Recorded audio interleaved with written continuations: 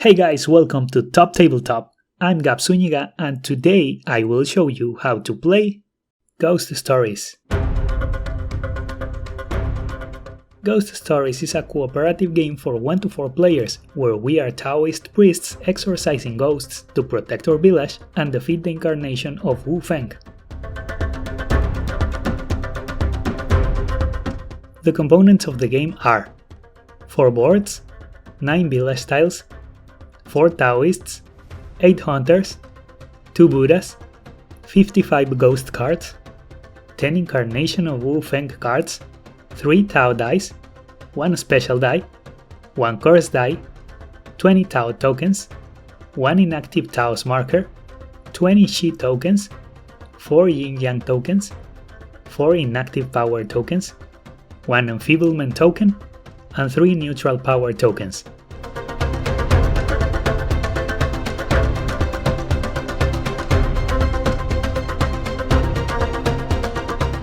For this game, we will use the help of Sheik, Musashi, Frog, and Jam. Randomly arrange the 9 village tiles in a 3x3 square. These are the locations we are trying to protect, and each one will provide different assistance. Each player gets a board. They are two-sided and each one has a different power.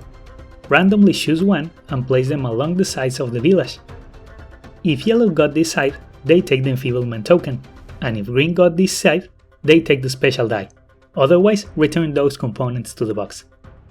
Each player takes 4 Qi tokens, which represent their life. They also take the Yin Yang of their color, a Tao token of their color and a black one, and they place the Taoist of their color on the center of the village. Place the rest of the Qi and Tao tokens nearby. Place the 2 Buddhas on the Buddhist temple tile. To form the ghost deck, randomly take one of the Wu Feng cards without looking at it and put the rest back in the box. Shuffle the ghost cards and take the 10 bottom cards. Place the Wu Feng card on top of them and put them back at the bottom of the deck. Place the rest of the components nearby: the Tao dice, the cursed die, the inactive power tokens, the inactive Tao's marker, and the hunters. The game is ready to begin, and the player who most recently saw a Kung Fu movie will start the game.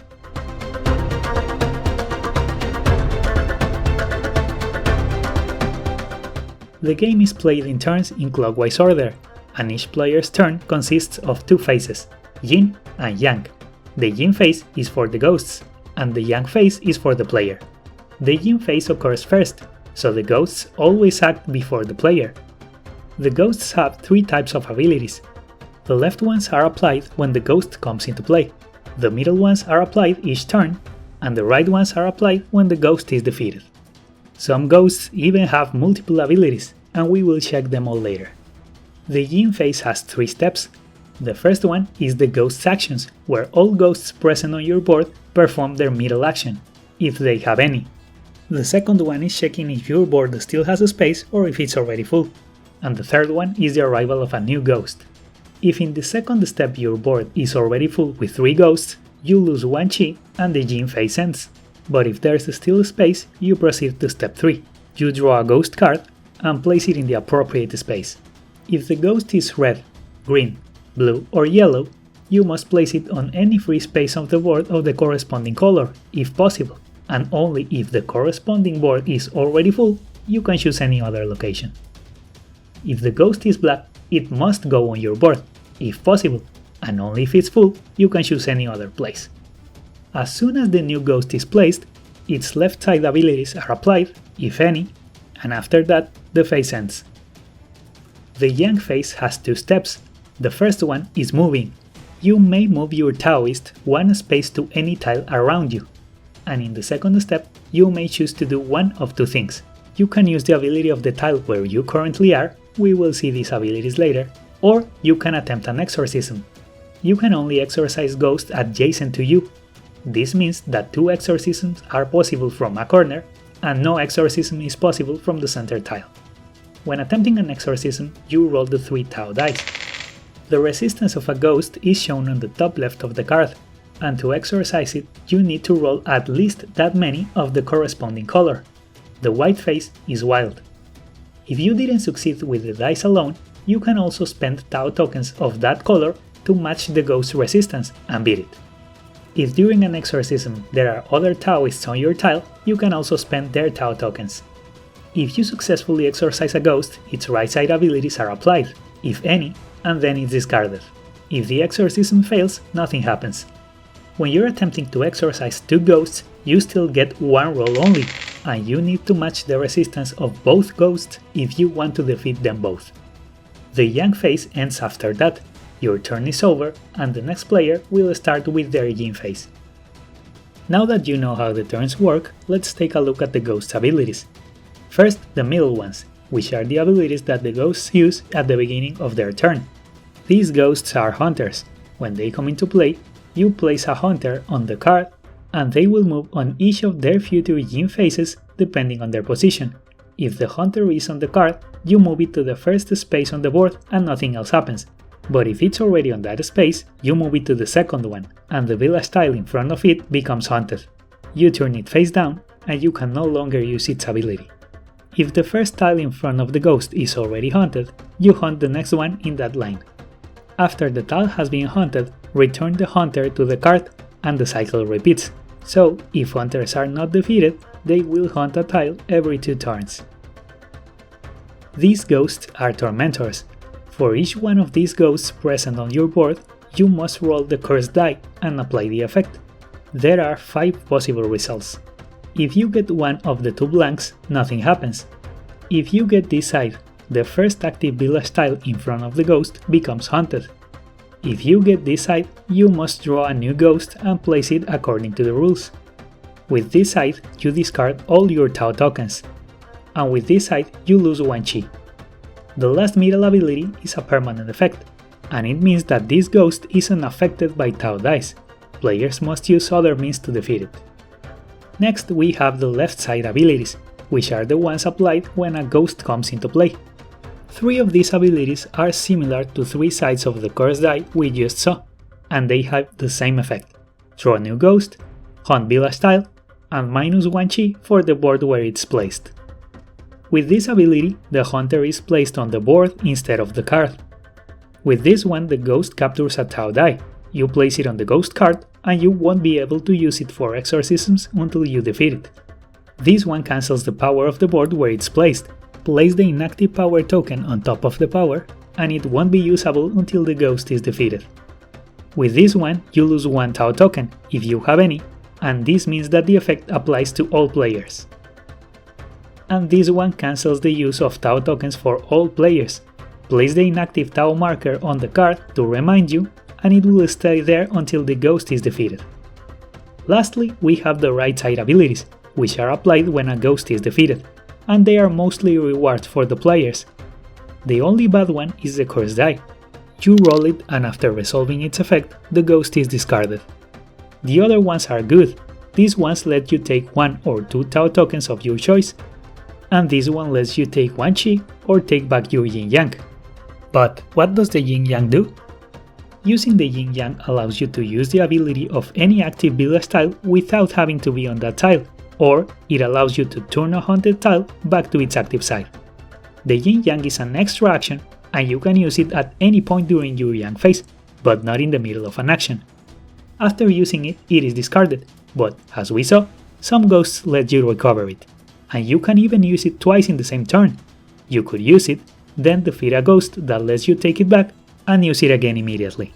The Yin Yang is very valuable since it lets you recover village tiles or use any of their abilities. So, what are those abilities? The Herbalist Shop lets you roll 2 Tao dice and take the Tao tokens of the corresponding color if they're available. The Circle of Prayer lets you place a Tao token from the supply on this tile or change it. During an exorcism, this Tao token decreases by 1 the resistance of all ghosts of that color. Important, even if a ghost has a resistance of 0, it still needs to be attacked by a player before being discarded. The Tea House lets you take any Tao token and 1 chi, and then you must bring a new ghost into play. The Sorcerer's Hut lets you lose 1 chi to discard any ghost. When you do this, its right side ability is not applied. The Night Watchman's Beat lets you push all the hunters on one board back to the cards. The Taoist's Altar lets you turn a haunted tile back to its active side, and then you bring a new ghost into play. The Buddhist temple lets you take one Buddha. You can place it on any empty space ghost adjacent to you. If you have two, you can place them both if you run a corner and both spaces are empty. As soon as a ghost is placed on a space with a Buddha, it is immediately discarded and none of its effects are applied. After that, the Buddha is returned to the Buddhist temple. Important: the Buddhas can only be placed at the end of your turn and they cannot be used on the same turn that you obtain them. The Pavilion of Heavenly Winds lets you move any ghost to any free space, taking with it all its properties, and then you can move another taoist one space. Finally, the cemetery lets you bring back a dead taoist. How can you die? If you lose all your chi. When you die, you lose all your belongings, and your taoist lays down at the cemetery. But you're not out of the game. The cemetery's ability allows to revive a dead player. You take 2 chi and stand your taoist, and the player who revived you rolls the curse die and applies the effect. If the hunting phase is obtained, the cemetery tile itself becomes haunted. Even if you're dead, you can still discuss with your teammates, and you can even win being dead. But even if you're not playing, the ghosts on your board keep acting. The first 2 steps of your Yin Phase must be played, and in case you have to lose chi, another player must lose it instead. The third step of the Yin Phase and the whole Yang Phase are ignored until you are revived. Now you know what the ghosts can do and what the villagers can do, so the only thing left is what the boards can do. They're two-sided, each one with a different power, but you will only use one each game. With this blue side, you can use the village ability twice or attempt 2 exorcisms. And with this one, you can use the village ability and attempt an exorcism in the same turn in any order. With this red side, you can move another taoist before your own move, according to the rules. And with this one, you can move to any tile, not only the ones around you. With this yellow side, you can place the enfeeblement token on any ghost before your move. The ghost that has this token reduces his resistance by 1. When the ghost is defeated, the token is recovered. And with this side, you can take 1 Tao token of any color before your move. With this green side, you get the special die. You will roll 4 dice when performing an exorcism, and additionally, you never roll the curse die. And with this side, every time you roll the Tao dice, you can re-roll any number of them once, and you can also do it with the curse die.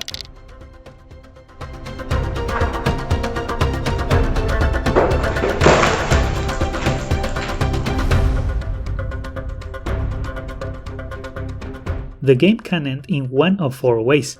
If all players are dead, you lose. If the ghost deck runs out, you lose. And if 3 village tiles become haunted, you lose.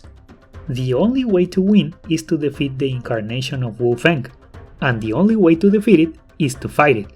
The incarnations are unaffected by the Sorcerer's Hut and Buddhas, so they must be exorcised. By the way, each one of the 10 incarnations has different abilities, and some of them are unique. I won't show them here, so when you play it, you get to discover them when you face them.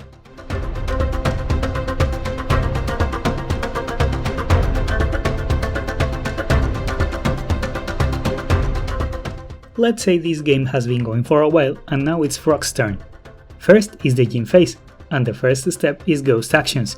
So the Hunter moves, then he checks his board and there's still space, so he draws a new ghost. It's a green one, so it goes on his board. Then the Yang Phase. This ghost is about to hunt a tile, and Shik's board is already full, so he will attempt to exorcise them both from the corner. First he moves, and then he rolls the Tao dice. His power allows him to reroll, so he keeps the white and rerolls the other 2. He cannot defeat the red one because he only has a wild die and a red Tao token, so it's not enough to beat it. But he's able to defeat the yellow one. But it has a right side ability, so before discarding it, he rolls the curse die. He gets -1 chi, but he uses his power to reroll and gets a blank, so nothing happens. Now it's Jam's turn. First, the hunter moves and it reaches the village, so the first active tile in front of it gets haunted, and the hunter goes back to the card. Her board has a space, so she draws a ghost. It's black, so it must go on her board, and it captures a die with its left side ability. She wants to get the die back, so she will try to exorcise the 2 ghosts in the corner, but before moving, she uses her power to move Musashi to that tile to be able to use his Tao tokens. Then she moves there and rolls the dice. She got one green and one black, but this ghost is immune to dice, so she takes a green and black token from Musashi and she's able to defeat them both. And they both have right side abilities, so first she exorcises the green one and rolls the curse die, and she has to get rid of all her Tao tokens, but she only has one, so it was not that bad. And then she exorcises the other one and she can take a Tao token as a reward. Now it's Shik's turn. First, the hunter moves, and then she draws a ghost. It's yellow, so it goes on her board, and its right side ability is to bring another ghost, so she draws one more. It's black, and it should go on her board, but since it's already full, she can put it anywhere, and she decides to put it on Frog's board. It's a hunter, and his left side ability allows it to start on the board. Shik moves to the Buddhist tile and uses its ability to take a Buddha. Now is Musashi's turn. There are no ghosts with middle abilities on his board, so he draws a ghost. It's yellow, but that board is full, so he decides to put it with Jam.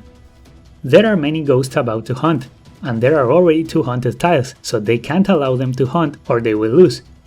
Musashi's power allows him to use a village ability twice or fight twice, so he moves to the Night Watchman's beat and pushes the hunters on Frog's board, and then does it again on Shik's board. It's Frog's turn again. First, the hunters move, and then he draws a ghost.